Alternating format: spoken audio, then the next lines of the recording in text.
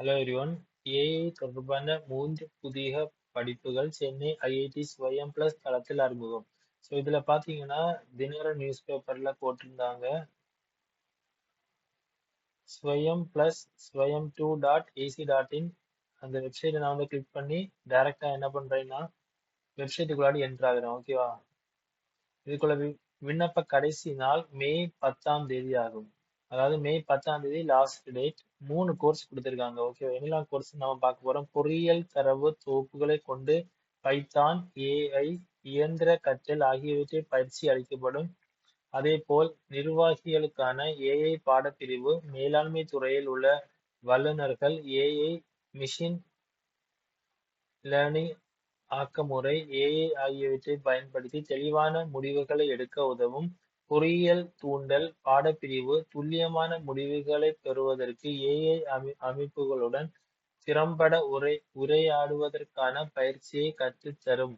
இந்த ஏஐ பாடப்பிரிவுகளில் சேருவதற்கான ஆன்லைன் பதிவு தற்போது தொடங்கியுள்ளது. விண்ணப்ப கடைசி நாள் மே 10ஆம் தேதி ஆகும்.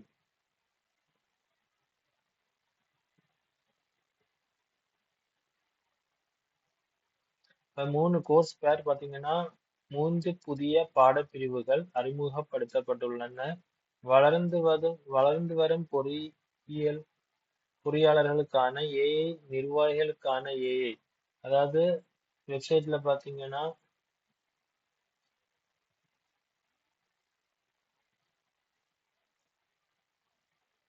AI for aspiring engineers. ஓகேவா? நெக்ஸ்ட் வந்து ஏஐ ஃபார்